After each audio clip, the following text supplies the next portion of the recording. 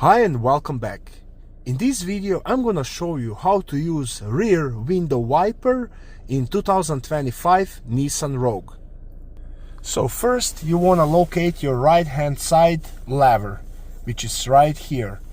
And now to turn back window wiper, you wanna switch this edge of the lever from off position to middle position. And now I'll do it one more time so you can see it in the back. This is gonna activate your rear window wiper.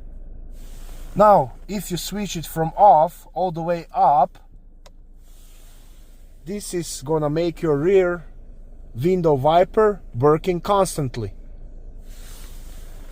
Now I'm gonna turn it off. And to spray windshield fluid to back window, you will simply have to push this lever forward, just like that. And now you can see it is spraying windshield fluid.